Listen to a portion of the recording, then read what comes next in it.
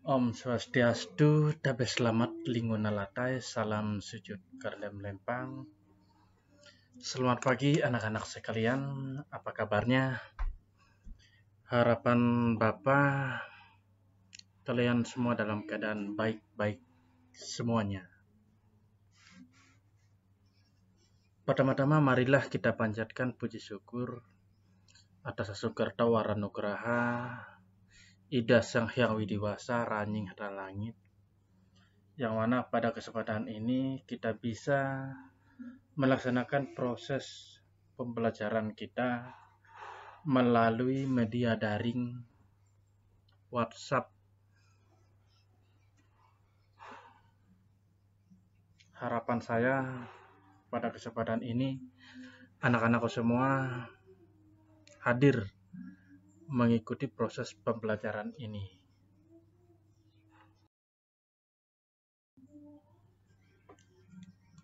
Adapun pembelajaran yang akan kita bahas pada kesempatan ini yaitu mengenai yoga asana dalam susastra Hindu. Ini bisa kamu sekalian baca pada buku Siswa Agama Hindu dan Budi Pekerti kelas 12 tingkatan SMA dan SMK edisi revisi 2007, tepatnya bab 1. Jadi yang berupa PDF juga akan saya kirim via WhatsApp.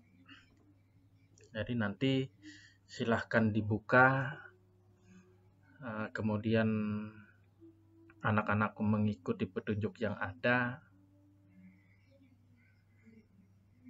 baik selama proses pembelajaran ini maupun ketika evaluasi nanti. Bagaimana cara mengumpul evaluasinya, semuanya Bapak kirim via WA.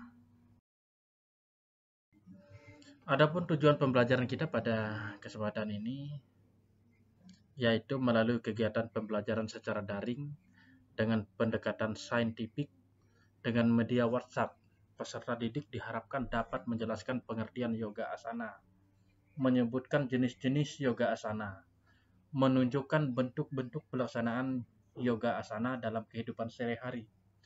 Dengan rasa ingin tahu, tanggung jawab, disiplin selama proses pembelajaran, bersikap jujur, percaya diri, dan pantang menyerah serta memiliki sikap responsif, berpikir kritis, dan proaktif, kreatif, serta mampu berkomunikasi dan bekerja sama dengan baik. Itu tujuan pembelajaran kita pada kesempatan ini. Kemudian perlu Bapak sampaikan peta konsep agar tidak keluar daripada apa yang kita pelajari pada kesempatan ini. Yoga asana dalam sastra Hindu.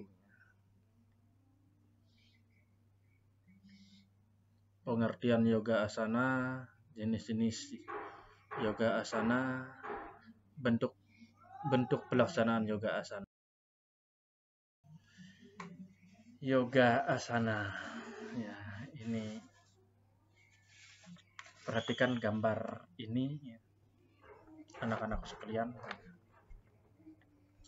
Di era globalisasi sekarang ini menuntut kita untuk dapat beraktivitas sekuat fisik dan pikiran yang terkadang melebihi kemampuannya. Hal ini terjadi tidak saja di kalangan masyarakat perkotaan, tetapi juga ke pelosok desa. Bahkan fisik dan rohani yang berlebihan menyebabkan kita sakit. Sedapat mungkin hindarilah diri dari beban yang berlebihan itu. Nah, yang menjadi pertanyaan adalah apakah yoga asana ini dapat mengatasi hal tersebut? Jadi nanti dalam pembelajaran ini, proses pembelajaran ini akan kita bahas mengenai hal itu. Kita mulai dari pengertian yoga asana.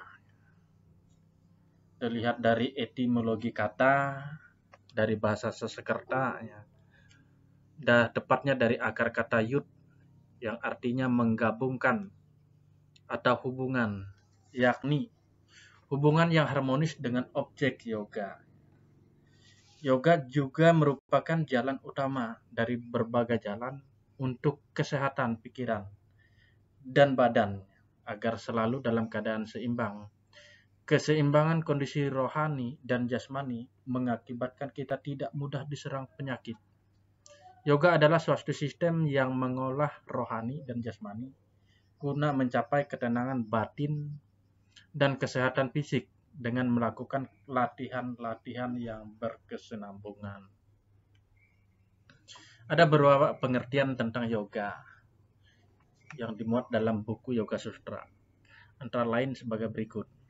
Yang pertama, yoga adalah ilmu yang mengajarkan tentang pengendalian pikiran dan badan untuk mencapai tujuan terakhir yang disebut dengan semedi.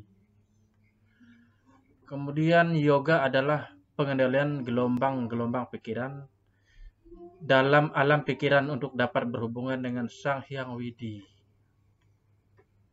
Kemudian yoga diartikan sebagai proses penyatuan diri dengan Sang Hyang Widi Wasa secara terus-menerus.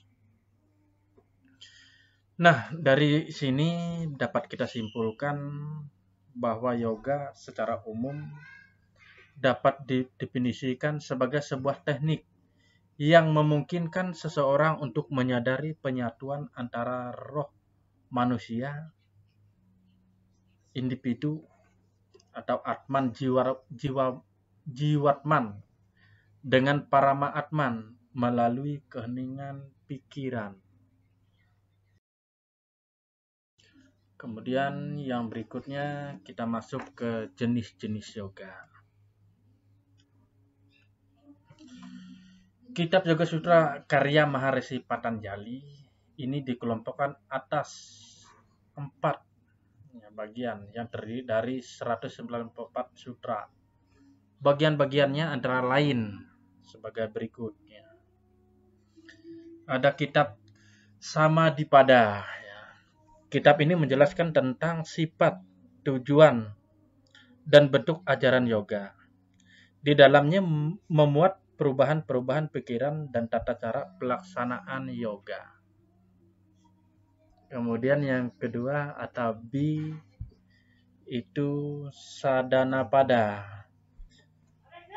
Sadhanapada ini adalah kitab yang menjelaskan tentang pelaksanaan yoga, seperti tata cara mencapai semedi, tentang kedukaan, karma pala, dan lain-lain.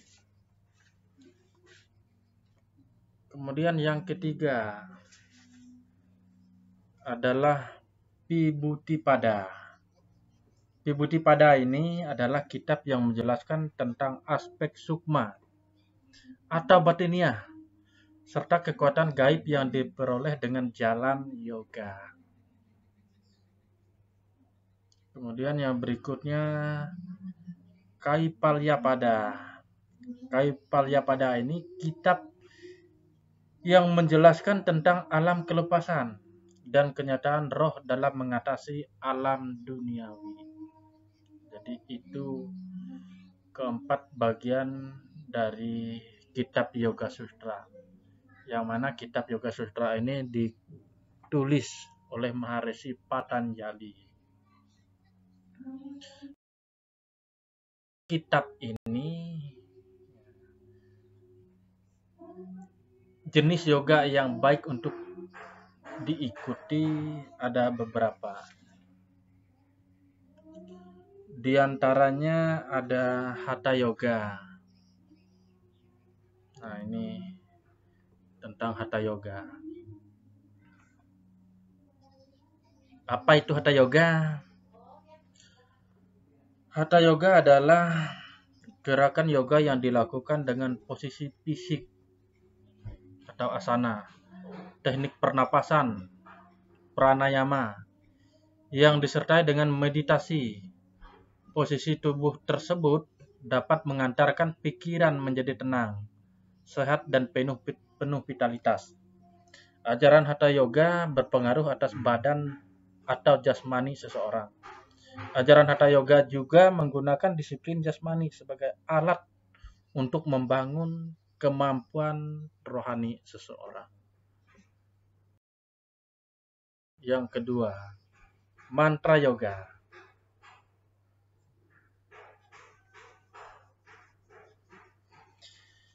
Mantra yoga adalah gerakan yoga yang dilaksanakan dengan mengucapkan kalimat-kalimat suci melalui rasa kebaktian dan perhatian yang penuh konsentrasi. Perhatian dikonsentrasikan agar tercapai kesucian untuk mendengar suara kesunyian, suara sabda Tuhan, mengenai identitasnya. Pengucapan berbagai mantra dengan tepat membutuhkan suatu kajian ilmu pengetahuan yang mendalam. Kemudian yang berikutnya Laya Yoga atau sering dikenal dengan istilah Kundalini Yoga. Apa itu Kundalini Yoga? Gerakan yoga yang dilakukan dengan tujuan menundukkan pembangkitan daya kekuatan kreatif Kundalini yang mengandung kerahasiaan dan latihan-latihan mental dan jasmani. Ajaran Laya Yoga menekankan pada kebangkitan masing-masing cakra yang dilalui oleh Kundalini yang bergerak dari cakra dasar ke cakra mahkota, serta bagaimana memanfaatkan karakteristik itu untuk tujuan-tujuan kemuliaan manusia.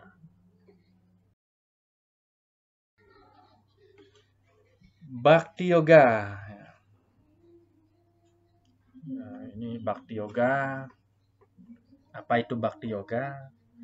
Adalah yoga yang memfokuskan diri menuju hati. Jadi dia orientasi kepada hati. Diyakini bahwa jika seorang yogi berhasil menerapkan ajaran ini, maka dia dapat melihat kelebihan orang lain dan tata cara untuk menghadapi sesuatu. Praktik ajaran Bhakti Yoga ini juga membuat seseorang yogi menjadi lebih welas asih dan menerima segala yang ada di sekitarnya. Karena dalam yoga ini diajarkan untuk mencintai alam dan beriman kepada Tuhan Yang Maha Esa. Yang berikutnya, siswa-siswi sekalian, adalah Raja Yoga. Ada Raja Yoga. Apa itu Raja Yoga? Gerakan yoga yang menitik beratkan pada teknik meditasi dan kontemplasi. Ajaran yoga ini nantinya mengarah pada tata cara penguasaan diri, sekaligus menghargai diri sendiri dan sekitarnya. Ajaran Raja Yoga merupakan dasar dari Yoga Sutra. Jadi yang di sini kalau kita lihat bagannya ada yama, niyama, asana, pranayama, pratihara, dharana, dhyana, dan semedi. Jadi mulai dari pengendalian tingkat jasmani, masuk ke tingkat rohani sampai kepada semedi nantinya. Kemudian yang berikutnya Jnana Yoga. Jnana Yoga itu identik dengan pengetahuan. Yoga yang menerapkan metode untuk meraih kebijaksanaan dan pengetahuan. Gerakan ajaran Jnana Yoga ini cenderung menggabungkan antara kepandaian dan kebijaksanaan, sehingga nantinya mendapat hidup yang dapat menerima semua filosofis dan agama. Kemudian yang berikutnya Karma Yoga. Apa itu Karma Yoga? Karma Yoga itu identik dengan perbuatan kerja tanpa pamrih.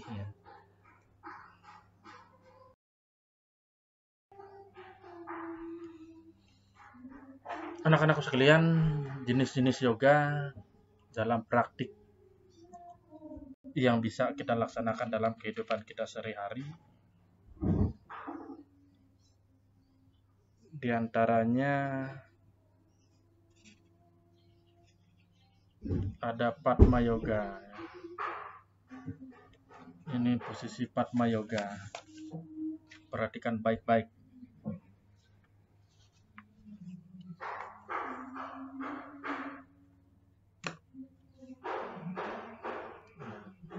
Jadi caranya, kedua kaki diluruskan ke depan, lalu tempatkan kaki kanan di atas paha kiri, kemudian kaki kiri di atas paha kanan. Kedua tangan boleh ditempatkan di lutut. Apa kegunaan ini? Ini dapat menopang tubuh dalam jangka waktu yang lama. Hal ini disebabkan karena tubuh mulai dapat dikendalikan oleh pikiran.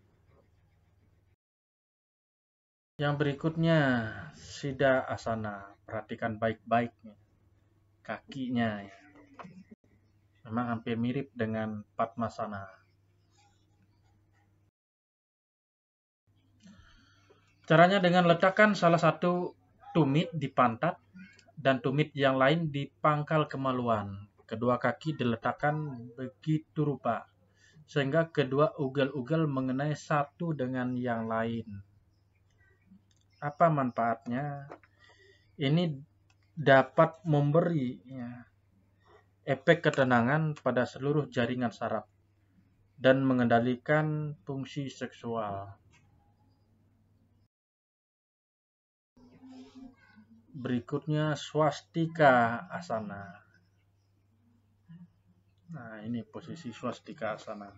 Sekali lagi perhatikan posisi kakinya. Caranya adalah kedua kaki lurus ke depan. Kemudian lipat kaki dan taruh dekat otot paha kanan. Bengkokkan kaki kanan dan dorong telapak kaki dalam ruang antara paha dengan otot betis. Nah, apa manfaat yoga asana ini? Ini dapat menghilangkan reumatiknya, menghilangkan penyakit empedu dan lendir dalam keadaan sehat, membersihkan dan menguatkan urat-urat sakit kaki dan paha. Berikutnya ada Sarvang Asana. Itu posisi Sarvang Asana. Jadi kaki ke atas, leher berada di bawahnya. Caranya bagaimana? Caranya dengan jalan berbaring dengan punggung di atas selimutnya. Angkat kedua kaki perlahan, kemudian angkat tubuh bagian atas, pinggang, paha, dan kaki lurus ke atas. Punggung ditunjang oleh kedua tangan. Apa manfaatnya? Ini memelihara kelenjar tiroidnya yang ada di bagian leher. Yang berikutnya, Hala Asana. Bagaimana posisi Hala Asana? Nah, ini kelanjutan dari posisi Sarvang Asana tadi.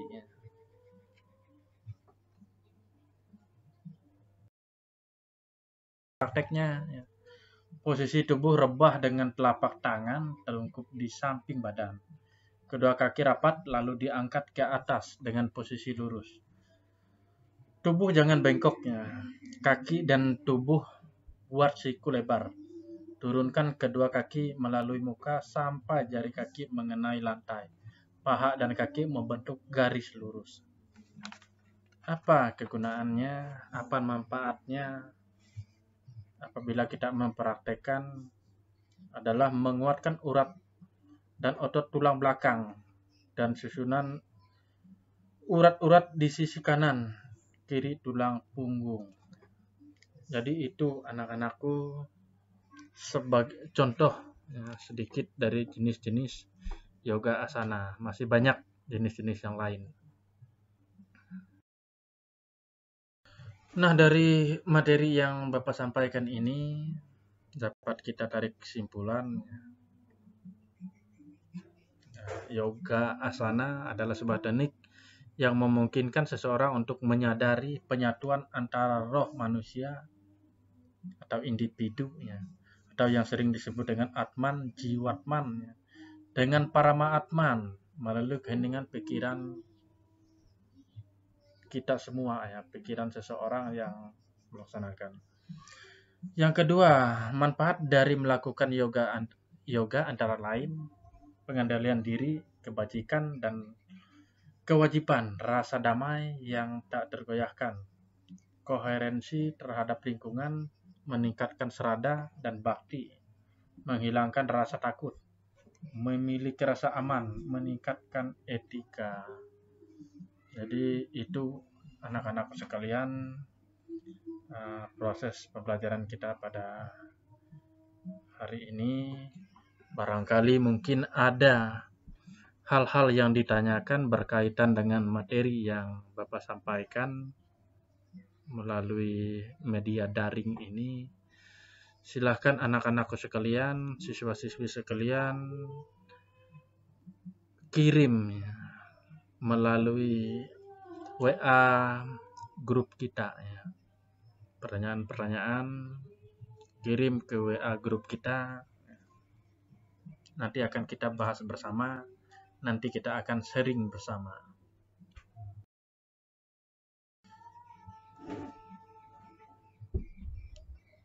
Kalau sudah memahami semuanya, maka saya akan adakan evaluasi. Jadi evaluasinya, soal evaluasi sudah saya kirim di WA grup kita. Jadi silahkan dikerjakan.